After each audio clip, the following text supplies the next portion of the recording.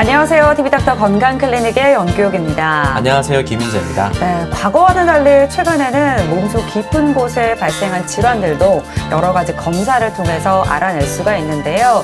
그중에서도 비교적 간단하고 좀 효율적인 검사가 초음파 검사라고 합니다. 맞습니다. 초음파 검사는 우리가 들을 수 없는 주파수의 음파를 인체 내부로 전파해서 반사된 음파로 얻어진 영상을 이용한 검사인데요.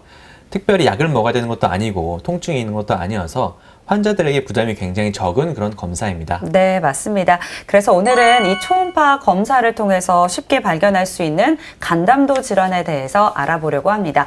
먼저 오늘 함께 해주실 분 화면으로 소개해 드릴게요. 질환 없이 건강한 삶을 살기 위한 가장 좋은 방법은 질환의 예방. 하지만 모든 질환을 예방할 수 없다면 주기적인 검진으로 질환을 조기에 발견해서 빨리 치료하는 것이 중요하다. 그리고 이를 가능하게 하는 진료 과목이 바로 가정의학과이다. 가정의학과는 현재 질병이나 불편한 증상의 유무와 관계없이 예방과 건강교육을 포함한 다양한 건강 문제에 대해 전 연령에 걸쳐 환자와 그 가족에게 개별적이고 지속적이며 포괄적인 의료를 제공하는 곳입니다. 요즘은 의료가 워낙 세분화되어 있어서 여기가 아프면 어느 과를 가야 될지 몰라 답답해 하시는 환자들이 있는데요. 그럴 때 저희 가정의학과에 오셔서 상담과 진료를 받으시면 됩니다. 전문적인 치료가 필요하다면 가정의학과에서 그에 맞는 과로 안내해 드립니다. 외과부터 산부인과, 이비인후과까지 여러 관점으로 환자와 질환을 평가해야 하는 가정의학과. 이런 가정의학과에서 가장 유용하게 사용되는 검사법은 초음파 검사이다. 특히 복부의 여러 장기들을 확인하기에는 초음파 검사가 제격이다. 검진 상복부 초음파를 통해 다양한 질환들이 발견되는데요. 간낭종, 간혈관종, 만성간염, 간경화, 담석, 담낭용종, 담낭성근종증, 신낭종, 신장결석, 신혈관근 지방종과 같은 양성 질환들 뿐만 아니라 간암, 담관암, 담낭암, 췌장암, 신장암과 같은 악성 질환들도 발견됩니다. 몸속 깊은 곳, 어떤 질환이 발생했는지 알 수 없어 답답할 때 가장 쉬운 방법으로 치료의 길을 제시하는 검사 초음파. 오늘 TV닥터 건강클리닉에서는 초음파 검사로 확인할 수 있는 간담도 질환에 대해 가정의학과 전문의 김진주 과장과 함께 자세히 알아본다. 네, 요즘에는 주기적으로 건강검진을 하시는 분들 굉장히 많은데요. 그런데 우리가 사실 어떤 검사를 받는다고 하면 좀 긴장이 되기도 하고 걱정이 되기 마련인데 이 초음파 검사는 뭐 아프지도 않고 또 비교적 좀 간단하게 느껴져서 네. 좀 두려움은 없는 것 같습니다. 맞습니다. 또 초음파 검사가 진단이 또 되게 잘 되는 편이에요. 그래서 의사에게도 환자에게도 굉장히 좋은 검사인데요. 특히나 복부는 초음파 검사가 굉장히 유용하게 쓰이는 그런 부위입니다. 네, 초음파 검사가 복부에 있는 어떤 질환들을 발견할 수 있을지 오늘 자세하게 알아보도록 하겠습니다. 화면으로 소개해드렸던 김진주 과장 함께하고 있습니다. 과장님 어서 오세요. 안녕하세요. 네, 반갑습니다. 우리가 이제 건강검진을 하는 이유가 이제 우리도 모르는 새 우리 몸속에 발생된 이런 질환들을 발견하기 위해서일 텐데요.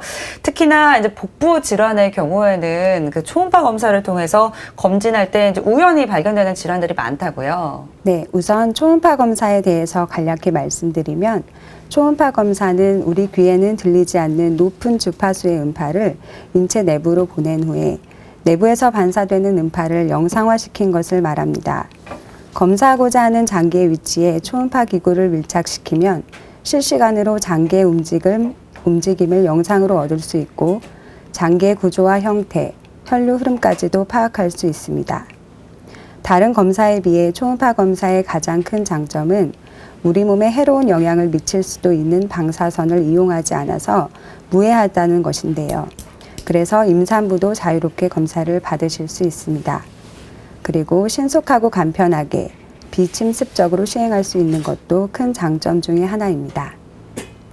검진 상복부 초음파를 통해 다양한 질환들이 발견되는데요.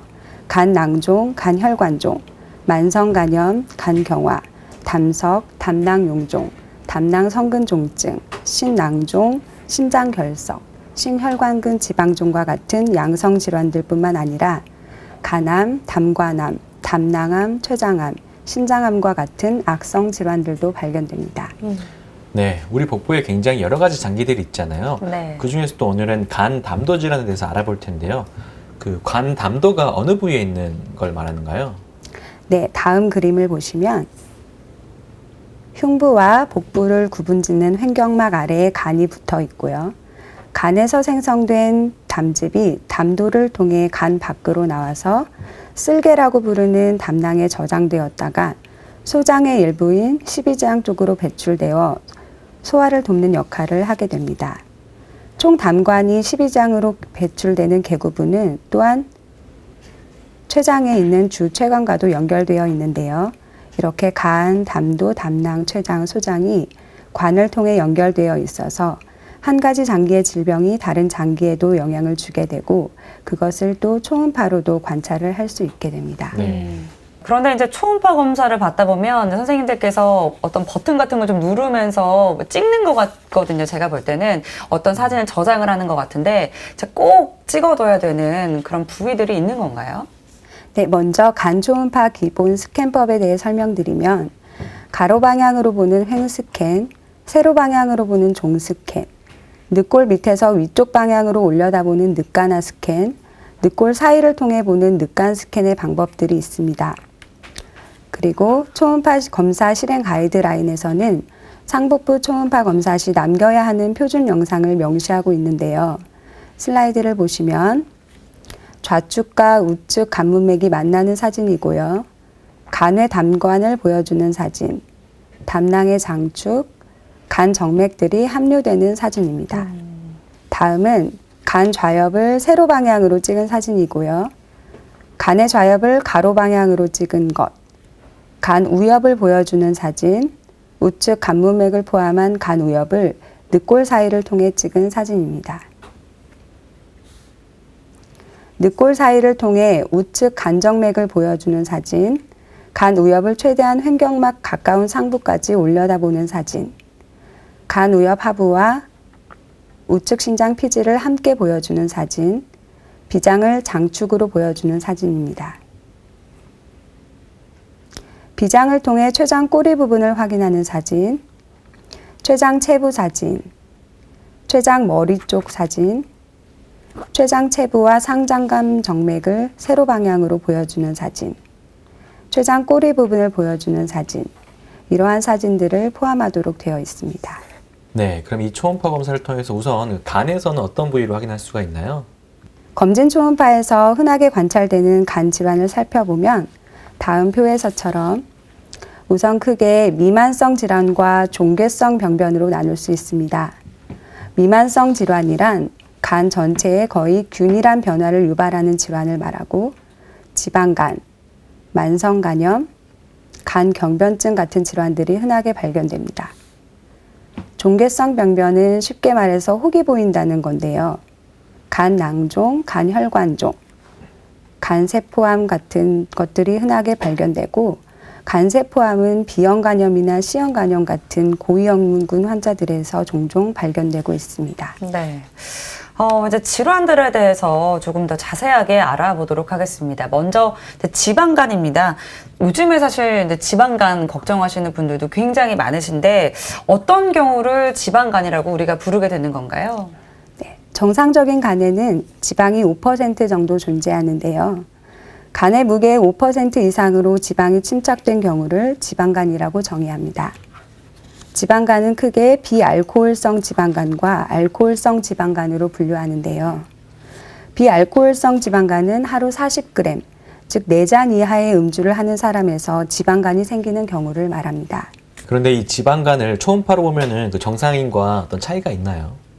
그림을 보시면 간과 신장의 에코를 비교하게 되는데요. 정상간에서는 간과 신장의 에코가 거의 비슷한 반면 지방간에서는 간 내 네. 지방의 침착으로 인해 신장보다 간이 밝아 보이게 됩니다. 비교가 되네요. 네. 지방간의 정도를 3단계로 나누게 되는데 다음 화면이 1단계 경도 지방간이고요. 다음 그림에서처럼 간 내 혈관이 불분명해지고 흐려지면 2단계 중증도 지방간으로 진단하게 됩니다. 이번 그림에서처럼 혈관뿐만 아니라 횡격막 음역도 잘 보이지 않게 되면 3단계 중증 지방간으로 진단합니다. 네. 그리고 지방간 소견이 있는 간을 보다 보면 다음 그림과 같은 영상들을 종종 보게 되는데요. 국소적으로 지방이 결여되어 있거나 침착되어 있는 소견들이 나오는데 마치 간의 종양처럼 보일 수 있기 때문에 간별이 필요하고요. 때로는 간 CT를 찍어서 확인해 보기도 합니다. 네. 네, 이제 식생활이나 음주 습관 이런 것들도 영향을 미칠 것 같은데요. 실제로 이제 기름진 음식을 많이 먹으면 좀 지방간이 될 위험이 높을까요? 어떻습니까? 네, 답변에 앞서 먼저 슬라이드를 통해 정상적인 지방 대사 과정을 살펴보겠습니다. 네. 정상적으로 식사 후의 지방은 소장에서 흡수되었다가 소장세포에서 중성지방으로 재조립되고 카일로마이크론으로 분비되어 지방 조직과 근육에 운반됩니다. 거기서 지방 성분이 섭취되고 남은 것이 잔여 카일로마이크론의 형태로 다시 운반되어 간으로 유입됩니다. 장기간 과도한 고열량, 고지방 식이를 통해 과도한 지방이 직접적으로 간으로 유입이 증가될 뿐만 아니라 2차적으로 발생된 인슐린 저항성에 의해 지방 조직에서 지방 분해가 증가되어 유리지방산이 증가하고 결국 간으로 유리지방산 유입이 증가하여 간의 지방 축적이 발생하게 됩니다. 헤파톨로지에 실린 논문에 의하면 비알코올성 지방간염 환자들은 포화지방과 콜레스테롤이 풍부한 음식을 많이 섭취하는 반면 다중 불포화지방, 섬유질, 항산화 비타민 C와 E를 덜 섭취하는 것으로 확인되었습니다. 이러한 포화지방을 과도하게 섭취하는 식사 습관은 직접적으로 간의 중성지방의 축적과 염증을 증가시킬 뿐만 아니라 간접적으로 인슐린 저항을 증가시켜 지방간염을 유발할 수 있습니다. 탄수화물, 특히 과당을 풍부하게 섭취시킨 실험 모델에서 간 지방의 축적과 지방간염으로의 진행이 촉진되는 것으로 밝혀졌습니다. 이러한 연구 결과들은 비알코올성 지방간의 발병 원인에서 식이 습관이 중요한 역할을 하고 있음을 시사하고 있습니다. 네, 그런데 이제 비알코올성 지방간을 특별하게 심각하게 생각하지 않고 치료하지 않는 경우가 많잖아요. 이런 경우는 건강에 해롭지 않나요? 비알코올성 지방간은 한 가지 병이라기보다는 염증을 동반하지 않는 단순 지방간에서부터 만성 간염, 간 경변증에 이르는 다양한 형태의 간 질환을 포함합니다. 즉, 단순히 지방만 끼어 있고 간세포 손상은 없는 가벼운 지방간, 간세포 손상이 심하고 지속되는 지방간염, 심지어는 복수나 황달 등을 동반하는 간 경변증이 생기는 경우까지 병의 정도는 매우 다양할 수 있습니다. 비알코올성 지방간의 유병률은 인구 집단의 특성에 따라 다양하게 보고되는데 일반인의 10 내지 24%, 비만인의 58 내지 74%까지 보고되고 있습니다. 대부분의 비알코올성 지방간은 가벼운 병이지만 심한 지방간 환자 4명 중에 1명은 치료를 하지 않고 방치되었을 경우 서서히 시간이 지남에 따라 심각한 간질환인 간경변증으로 진행합니다. 따라서 지방간은 있어도 별 문제 아니라고 안이하게 생각하지 말고 적극적으로 관리하도록 노력해야 합니다. 그리고 또 이 비알코올성 지방간이 있는 분들에게 다른 질환이 동반되거나 아니면 또 새로 발생할 위험이 높다고요? 네, 비알코올성 지방간 질환은 비만, 제2형 당뇨병, 이상지질 혈증, 대사증후군 등과 밀접한 연관성을 보입니다. 비만 수술을 받은 비만 환자를 대상으로 시행한 연구에서 비알코올 지방간 질환 및 지방간염의 유병률은 91%, 37%로 나타났습니다. 제2형 당뇨병 환자에서도 비알코올 지방간 질환은 높은 유병률을 보여 한 연구에서 69%의 유병률을 보고한 바 있습니다. 뿐만 아니라 국내에서 시행한 코호트 연구에서 비알코올 지방간 질환은 남성에서 제2형 당뇨병 발생의 독립적인 위험 인자임이 확인되었습니다. 갑상선 기능 저하증과의 연관성을 조사한 연구에서는 갑상선 기능이 정상인 경우 비알코올 지방간 질환의 유병률이 19.5%인데 반해 갑상선 저하증이 있는 경우에는 30.2%로 갑상선 기능 저하증 환자에서 비알코올 지방간 질환의 유병률이 의미 있게 높게 나타났습니다. 그 밖에 비알코올 지방간 질환의 위험인자 또는 동반 질환으로 다낭성 난소증후군, 수면무호흡증, 뇌하수체 기능 저하증, 생식선 기능 저하증 등이 제시되고 있습니다. 또한 비알코올 지방간 질환 환자에서는 각종 대사성 질환이 흔히 동반되기 때문에 심혈관 질환으로 인한 사망률이 높은 것은 당연한 것으로 생각되는데요. 최근에는 비알코올 지방간 질환 자체도 각종 대사 질환의 독립적인 위험 요소임이 여러 연구에서 입증되고 있습니다. 당뇨병 환자에서 그리고 일반인을 대상으로 한 여러 연구들에서도 대조군에 비해 비알코올 지방간 질환 환자들에서 심혈관계 질환의 위험도가 높다는 결과들이 발표되었습니다. 그러면 이 비알코올성 지방간은 어떻게 치료하면 좋을까요? 우선 지방간과 관련된 인자들, 즉 당뇨, 비만, 관련 약제 등의 원인을 관리해야 간도 좋아집니다. 술이나 과학적으로 검증되지 않은 민간요법, 생약제 등을 되도록 사용하지 않도록 주의해야 하고요. 이미 사용하고 있는 약제들에 대해서는 간질환 전문의와 상담하시는 것이 좋습니다.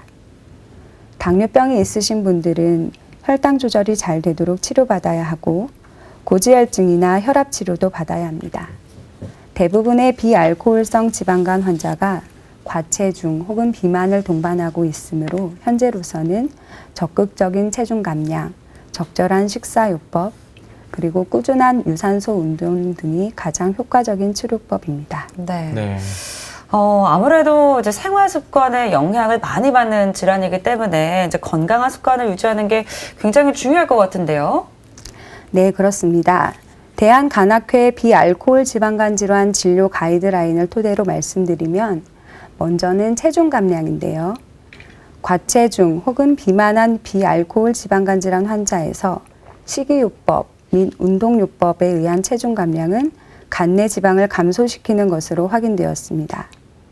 간내 염증을 호전시키려면 7 내지 10% 이상의 체중 감량이 필요합니다.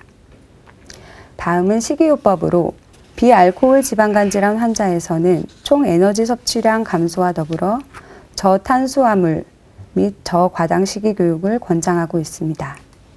마지막은 운동요법으로 일주일에 2번 이상, 최소 30분 이상의 운동은 간내 지방량을 감소시킬 수 있습니다. 네. 그리고 필요한 경우에는 약물 치료도 할 수 있다고 하더라고요. 네, 비알코올성 지방간 환자에서 사용해 볼 수 있는 치료제에 대해서 간략히 설명드리면 먼저 고용량의 비타민 E는 간 조직 소견을 개선하고 지방간염을 호전시켜 치료제로 사용할 수 있으나 장기간 투여 시 뇌출혈 및 전립선암의 위험 등 안전성에 대한 우려가 있습니다. 당뇨 치료제인 피오글리타존은 간 수치의 호전을 보이고 간내 지방의 침착 및 염증 소견을 개선시키는 효과가 있어 치료제로 사용될 수 있습니다. 그렇지만 적절한 투여 기간이나 치료 용량, 장기간 치료 시 부작용에 대한 연구는 더 필요한 실정입니다. 당뇨 치료제인 메폴민은 간 조직 소견이나 간 수치의 호전을 보이지 않으므로 치료제로 권고하지 않으나 당뇨병이 있는 비알코올 지방간 질환 환자에서 당뇨병의 치료제로 우선 고려할 수 있겠습니다. 고지혈증 약인 스타틴은 치료제로 추천되지는 않지만 고지혈증이 동반된 비알코올 지방간 질환 환자에서 심혈관계 합병증을 감소시키기 위해 사용할 수 있습니다. 고지혈증 약인 오메가3 제제는 아직 치료제로 추천되지는 않지만 비알코올 지방간 질환 환자에서 고중성 지방혈증의 치료약제로 고려할 수 있습니다. UDCA는 간 기능 검사에 이상이 있는 근만성 간질환에서 간장질환 용제로서 현재 임상에서 사용되고 있습니다. 비알코올 지방간염 환자에서 1차 약제로서 통상 용량의 UDCA 단독 치료 효과는 아직 입증되지 않았으며 고용량의 UDCA 치료 효과도 아직 결론을 내리기 어려워 향후 추가 연구가 진행되어야 할 것으로 생각됩니다. 네. 지방간을 갖고 계신 분들, 이제 체중이 좀 많이 나가거나 비만인 분들도 있지만 그렇지 않은 분들도 있다고 해요. 네. 비만하지 않고 술도 마시지 않는 사람에서의 지방간도 진료실에서 자주 접하게 됩니다. 비만하지 않은 지방간 환자의 정의는 과체중이나 비만이 없는 상태에서 발생하는 지방간으로 국내 연구에서 유병률을 12.6%로 발표한 논문이 있습니다. 네. 우선 다른 간 질환 여부를 확인하는 것이 필요하겠습니다. 술이나 다른 약물의 복용력을 꼭 확인하여야 하며 자가면역 간염의 호발 연령인 중년 여성의 경우는 자가면역 간염 동반도 확인이 필요하겠습니다. 발생 원인으로 고콜레스테롤 식이, 고과당 섭취, 유전적인 요인, 갑상선 기능 저하, 장내 미생균총의 차이 등이 제한되고 있으나 복부 내장 비만, 체중 증가도 중요한 원인으로 생각되고 있습니다. 국내 한 코호트 연구에서 비만하지 않은 지방간 환자의 지방간 발생에 유의한 독립인자로 체중 증가를 보고하였습니다. 체중의 절대량의 감소보다는 내장 비만의 감소가 중요할 것이며 앞서 말씀드린 식이요법을 시도해 보는 것도 방법이 될 수 있을 것입니다. 네, 복부 초음파를 통해서 발견할 수 있는 다음 질환은 이제 만성 간염입니다. 간에 염증이 있는 상태를 말하는 거죠. 네, 만성 간염은 6개월 이상 지속되는 간염으로 정의되며 다양한 원인이 있습니다. 다음 화면을 보시면 국내 만성 간 질환자의 질환별 점유율을 나타낸 그래프인데요. 만성 비형 간염이 약 3분의 2가량을 차지할 정도로 압도적으로 많고요. 그 다음이 알코올성 간질환, 만성 C형 간염, 비알코올성 지방 간염 등이 뒤를 잇고 있습니다. 네. 이제 가장 흔한 이 만성 B형 간염에 대해서 조금 더 알아보도록 하겠습니다. 우리나라 국민 중에 어느 정도나 이 B형 간염에 감염이 되었다고 볼 수 있을까요? B형 간염 백신이 상용화되기 이전인 1980년대 우리나라의 B형 간염 바이러스 감염률은 8 내지 10%의 높은 수준으로 보고되었습니다. 2002년 주상기 감염 예방 사업이 시작되면서 감염률이 점차 감소하긴 했지만 2016년 국민건강영양조사에서 10세 이상의 남자에서 3.2%, 여자에서 2.9%로 2008년 이후 꾸준하게 3.0% 수준을 유지하고 있으며 그중 실제로 만성 간염을 앓고 있는 환자는 약 40만 명으로 추산되고 있습니다. 해마다 2만여 명이 간질환으로 사망하고 있으며 그중 만성 B형 간염이 차지하는 비율은 50 내지 70% 정도 됩니다. 네, 이렇게 만성 B형 간염 환자가 굉장히 많은데요. 이 만성 B형 간염은 어떻게 발생하는 건가요? 네, 그림을 통해 감염 경로를 설명해 드리겠습니다. B형 간염 바이러스는 주로 혈액이나 체액에 의한 비경구적 방법을 통해 전파되는데 대표적인 예로 어머니와 신생아 사이의 수직 감염, 성관계를 통한 전염과 B형 간염 바이러스에 감염된 혈액에 손상된 피부나 점막이 노출되어 감염되는 경우 등이 있습니다. 우리나라의 B형 간염의 감염 대부분은 어머니와 신생아 사이에서 감염되는 수직 감염이 대부분을 차지합니다. 네. 또한 비위생적인 기구를 사용하여 문신, 침, 부황, 피어싱을 하거나 환자의 면도기, 칫솔 등을 같이 사용하는 경우 혹은 혈액에 노출되는 경우를 통해서도 전염됩니다. 마약 중독자, 혈액투석 환자, 환자의 혈액을 취급하는 체혈실 혹은 검사실의 의료인 등도 감염의 위험성이 높습니다. B형 간염 바이러스 보유자와의 가벼운 포옹이나 입맞춤, 식사를 같이 하는 등의 일상적인 사회생활을 통하여 감염될 가능성은 적습니다. 네. 그러면 이렇게 말씀해 주셨던 경로들을 통해서 감염이 된다면 그 다음에는 어떻게 진행이 되는 건가요? 네, B형 간염 바이러스는 감염되는 시기에 따라 만성 간염으로 진행되는 가능성이 크게 차이가 나는데요. 어려서 걸릴수록 만성 간염으로 진행될 확률이 높습니다.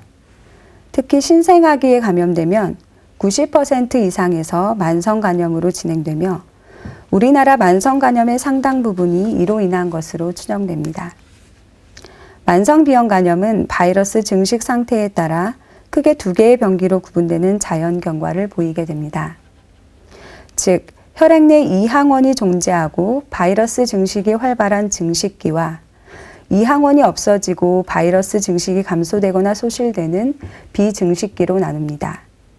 이중 증식기는 다시 면역 관용기와 면역 활동기로 세분되는데요. 면역 관용기에는 간세포의 손상이나 간 수치의 상승 없이 혈중의 이항원과 높은 바이러스 혈증을 보이는 시기이며, 이 시기를 지나면 우리 몸의 면역 체계가 바이러스에 감염된 간세포를 제거하면서 간 수치가 상승되는 면역 활동기에 이르게 됩니다. 면역 활동기 이후 이항원이 소실되고 바이러스 농도가 현저히 감소되는 비활동성 비형 간염 바이러스 보유기, 즉 비증식기가 됩니다. 비형 간염 비증식기는 대부분 양호한 경과를 가지나 약 20%에서는 재활성화와 비활성화를 반복하며 간 경변증으로 진행할 수 있습니다. 그러므로 비증식기라고 해도 주기적인 초음파 및 혈액 검사가 반드시 필요합니다. 이처럼 만성 비형 간염은 다양한 경과를 보일 수 있으므로 적절한 치료법을 선택하기 위해서는 전문의와 상담하여 자신의 상태를 파악하는 것이 아주 중요합니다. 네, 이제 만성 비형 간염 환자들이 걱정하는 것 중에 하나는 과연 간 경화로 진행되는 것인가, 즉 간 경변증으로 진행되는 것인가인데요. 맞아요. 그 만성 비형 간염 환자들이 다 간 경화로 진행되는 건 아니죠. 네, 우리나라 비형 간염 바이러스 감염자 중 본인이 비형 간염 바이러스에 감염되어 있다는 사실을 알고 있는 사람은 약 25%로 비형 간염에 감염되어 있는 사람의 대다수가 감염 사실을 모르고 있습니다. 네. 만성 비형 간염이라 하더라도 극히 일부에서는 S항원이 소실될 수 있는데 우리나라는 매년 약 0.4%의 빈도로 일어납니다. 만성 비형 간염이 심하거나 오래 지속되면 간 경변증으로 진행할 수 있는데 만성 비형 간염에서 간 경변증으로 진행하는 5년 누적 발생률은 23%에 이릅니다. 일단 간 경변증으로 진행하면 간암 발생 위험은 매우 높아지고 또한 간 경변증 없이도 만성 간염에서 간암이 발생할 수 있으므로 만성 비형 간염 환자에서의 정기 검진은 매우 중요합니다. 최근에는 효과적인 항바이러스 치료로 간염의 진행을 막고 간 경변증이나 간암과 같은 합병증을 낮출 수 있으므로 정기적인 추적 관찰을 통하여 적절한 치료 시기를 찾는 것이 중요하겠습니다. 네. 이 만성 비형 간염의 이 초음파상에서는 정상 간과 비교했을 때 어떤 차이가 있는지도 좀 궁금한데요. 설명해 주실까요? 네, 다음 화면을 보시면 네. 좌측 정상 사진과 비교하여 간 실질의 에코가 거칠어지는 것이 만성 간염의 특징적인 소견인데요. 네. 이런 거칠어지는 소견에 간 표면의 결절성이나 재생결절이 동반되면 간 경화로 진단하게 됩니다. 네. 검진 초음파로 진단할 수 있는 또 다른 간의 양성 질환, 바로 간 낭종인데요. 낭종이란 건 일종의 혹을 야기하는 거죠. 네, 쉽게 말씀드리면 대부분 크기가 커지거나 많이 있어도 전혀 걱정하지 않으셔도 되는 물혹 또는 물주머니 같은 거라고 생각하시면 되겠습니다.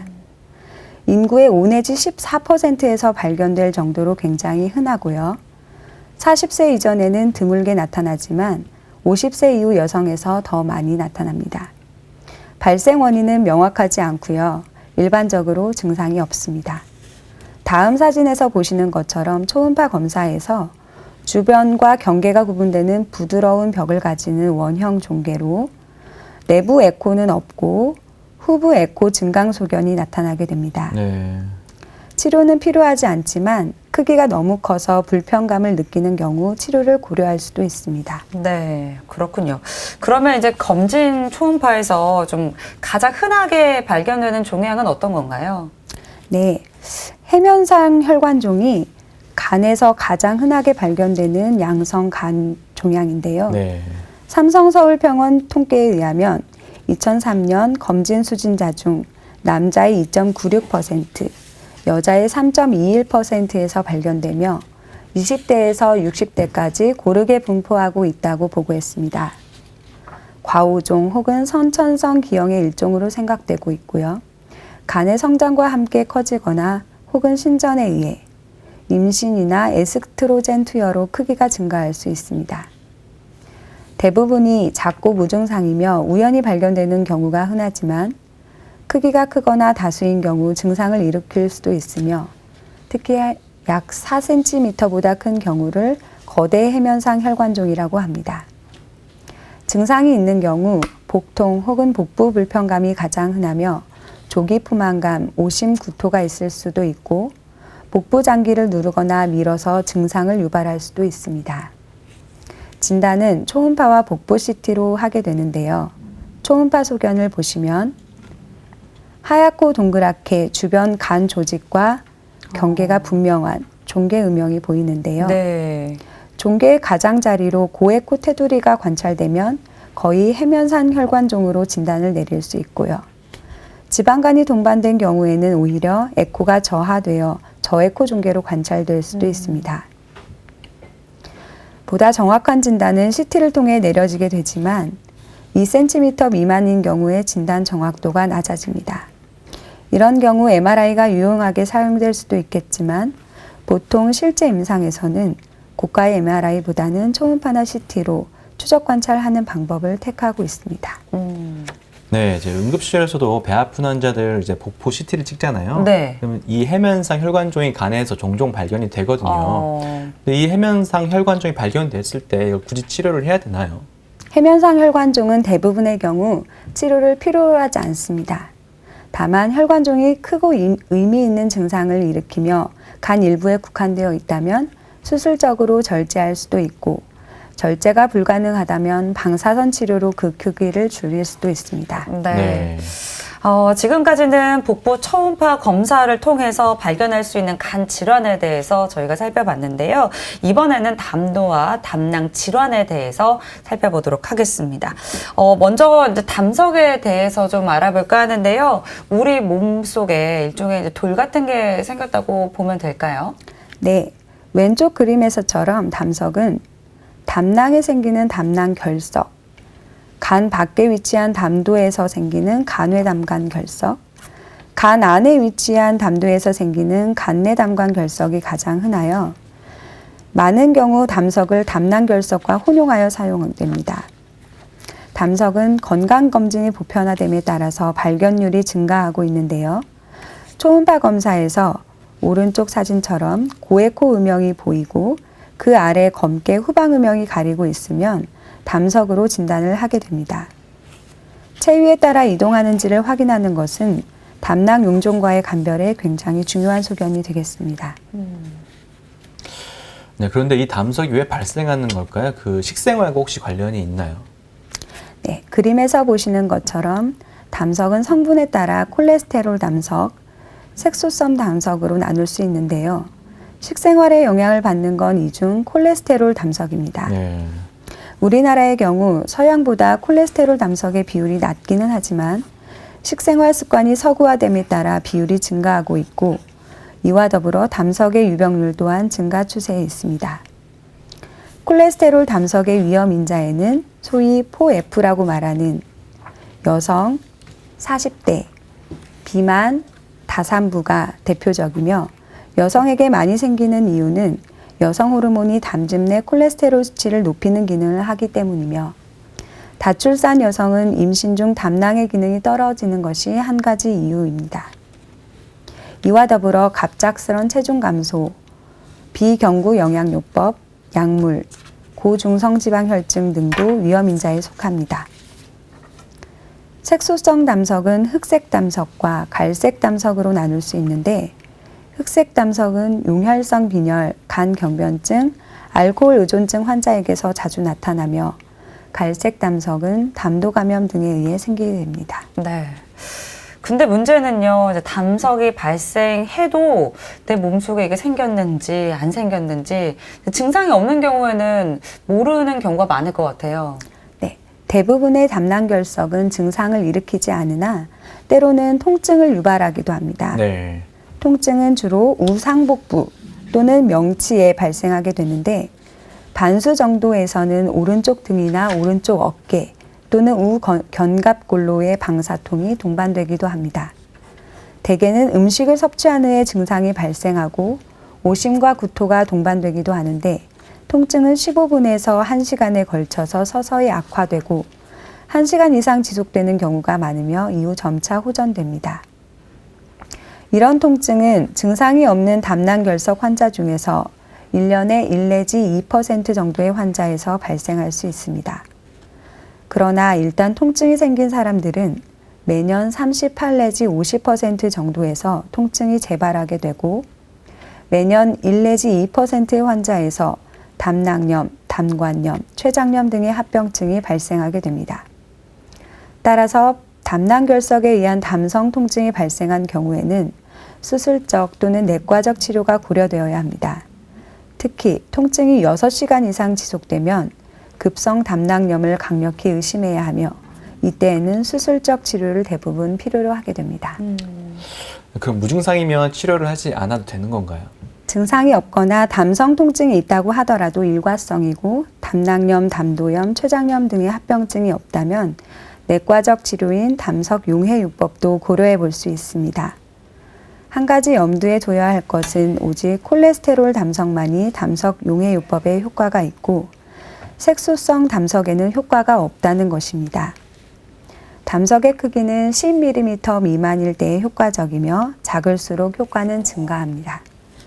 치료 성공률은 약 37%이고 치료 기간은 보통 6개월 정도이며 치료 후 담낭결석이 완전히 용해되지는 않았으나 크기의 감소가 관찰된다면 치료 기간을 2년까지 연장해 볼 수 있습니다. 그러나 6개월 후에도 담낭결석이 전혀 녹지 않거나 2년 후에도 여전히 관찰된다면 담석 용해요법은 중단하는 것이 좋습니다. 네. 이제 다음으로 알아볼 질환은 담낭용종입니다. 이것도 이제 일종의 혹이죠. 네, 담낭용종은 크게는 종양성 용종과 비종양성 용종으로 나눌 수 있습니다. 선종이나 암종 등은 종양성 용종으로, 콜레스테롤 용종, 염증성 용종, 성근종증 등은 비종양성 용종으로 분류합니다.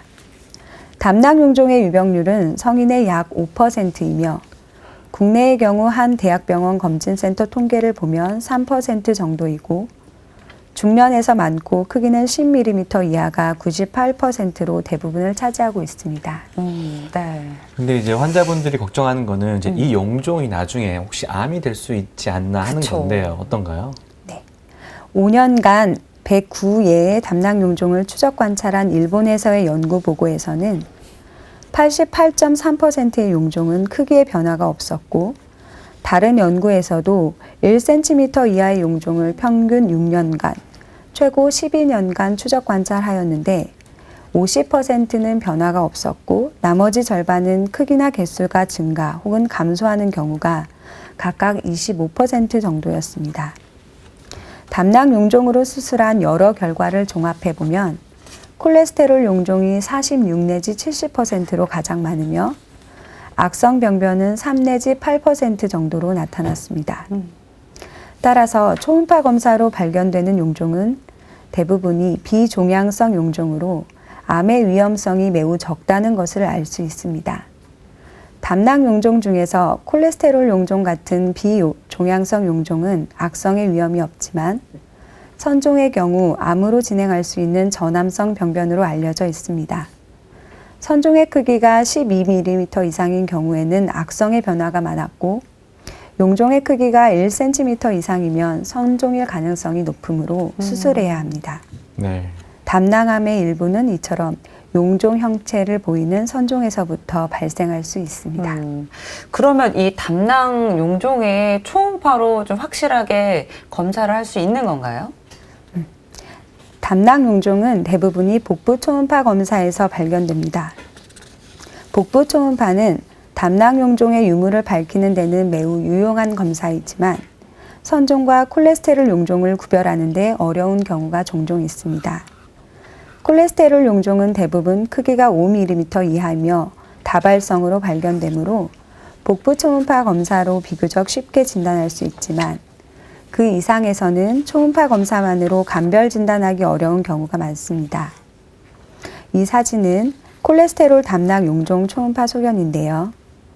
담낭 점막에서부터 등에코 혹은 고에코로 융기된 병변이 보이게 됩니다. CT 촬영은 5mm 이상의 담낭 용종을 감별 진단하는 데 유용하게 사용될 수 있는데요. 다음 사진에서처럼 용종성 병변이 조영제 사용 후에 조영 증강되거나 무경성 용종 모양을 보이면 이는 담낭 용종이 종양성 용종임을 시사하게 됩니다. 또 다른 진단 방법으로 내시경 초음파에서는 내시경 선단에 초음파 탐쪽자가 붙어 있으므로 위나 12지장을 통해서 담낭을 자세하게 볼 수 있어서 담낭 용종의 감별 진단에 있어서 정확성이 97%까지 보고된 바 있습니다. 이 사진에서처럼 용종 내부에 에코 음영이 감소된 이른바 저에코성 초점이 관찰되는 경우에 종양성 용종으로 진단이 가능하기 때문에 복부 초음파 검사만으로 선종 등의 종양성 용종을 배제하기 어려운 경우에 초음파 내시경이 적극 추천되고 있습니다. 네. 이제 치료 방법도 좀 궁금합니다. 일단 이제 꼭 수술을 해야 되는 경우는 어떤 경우일까요? 네, 담낭 용종의 치료는 용종 모양으로 나타날 수 있는 전암성 병변이나 악성을 찾아내서 조기에 수술적 치료를 하여 완치시키는 것이 그 궁극적인 목표입니다. 즉, 담낭 용종 중에서 조기암 혹은 악성 가능성이 있는 선종을 찾아내야 하는데요. 이 중 가장 중요한 것은 용종의 크기와 모양, 그리고 환자의 연령입니다. 슬라이드를 보면서 수술 적응증을 말씀드리겠습니다. 네. 담낭 용종의 크기가 1cm 이상, 그리고 무경성 용종, 담석이나 증상이 동반된 경우 악성의 위험이 있으므로 수술을 적극적으로 고려해야 합니다. 반면에 50세 이상의 연령과 용종의 개수 등에 대해서는 논란의 여지가 있어서 향후 논의가 더 이루어져야 할 것 같습니다. 수술 방법으로는 복강경으로 담낭을 절제하는 복강경 담낭 절제술이 추천됩니다. 네. 복강경 수술은 개복술에 비해서 통증이 적고 회복이 빠르며 미용 효과가 뛰어나기 때문에 1차적으로 선택되고 있습니다. 선종으로 진단하고 복강경 담낭 절제술을 시행하였는데 수술 후에 암종이 발견되는 경우는 그 침범 부위에 따라 치료 방침이 달라지게 되는데 담낭암은 진행이 된 경우에는 광범위한 절제술을 시행해도 5년 생존율이 5%밖에 안 되는 치명적인 암종입니다. 조기 담낭암, 즉 암종이 근층을 침범하기 전에 발견되면 복강경 담낭 절제술로도 완치될 수 있지만 복강경 수술 후 담낭암의 근층 침윤이 발견되면 2차적으로 광범위한 절제술을 시행해야 합니다. 네. 그러면 이제 수술하지 않은 용종의 경우에는 언제까지 좀 추적 관찰을 해야 되는 건가요? 용종의 크기가 1cm 미만이면 수술하지 않게 되는데요. 이런 경우 6개월 혹은 1년 간격으로 초음파 검사를 시행해야 합니다. 선종에서 암으로 진행할 수 있기 때문에 형태학적 변화가 있는지 정기적인 초음파 검사를 해야 하는 것인데요. 수술하지 않는 경우 처음 1년은 3 내지 6개월마다 초음파 검사를 시행하는데 그 이유는 악성의 경우 빠른 속도로 커질 수 있기 때문입니다. 5 내지 9mm 크기의 담낭 용종의 자연 경과에 대한 정확한 해답이 나올 때까지는 정기적으로 검사하는 방법밖에 없다는 것이 현재까지의 가이드라인입니다. 언제까지 담낭 용종에 대한 추적 검사를 계속해야 하는가에 대해서는 아직 정해진 바가 없지만 용종이 발견되면 첫 1년 동안은 3 내지 6개월 간격으로 초음파 검사를 시행하고 그 이후에는 1년에 1번 이상, 최소 5년 이상 추적 검사를 시행할 것을 추천하고 있습니다. 네. 네, 오늘은 그 초음파 검사로 발견할 수 있는 그 여러 가지 복부 질환에 대해서 알아봤는데요. 이런 질환을 조기에 발견하기 위해서는 주기적인 검진이 필요할 것 같습니다. 네, 시간이 지날수록 건강검진의 중요성이 강조되고 있는데요. 앞서 말씀드린 것처럼 초음파는 신속하고 간편하게 비침습적으로 시행할 수 있는 안전한 검사이므로 정기적인 검사를 통해 조기에 진단하고 조기에 치료하여 건강을 효율적으로 잘 관리하시면 좋겠습니다. 네. 이제 관심을 갖는 만큼 건강을 지킬 수 있는 거니까요. 주기적인 검진 꼭 필요할 것 같습니다. 과장님 오늘 말씀 감사합니다. 감사합니다. 네, 우리가 이제 건강을 지킬 수 있는 가장 좋은 방법이 예방이고요. 그 다음은 빠른 치료입니다. 그런데 이 빠른 치료를 위해서 가장 중요한 게 바로 건강검진이라고 할 수 있겠죠. 네, 건강검진의 중요성은 아무리 강조해도 지나치지 않는데요. 초음파 검사 방법은 비용도 경제적이고 또 환자분들에게 어렵지도 않기 때문에 꼭 놓치지 말고 검진 받아보시기 바랍니다. 네, TV닥터 건강클리닉 오늘은 여기까지입니다. 저희는 다음 이 시간에 다시 찾아뵙겠습니다. 고맙습니다.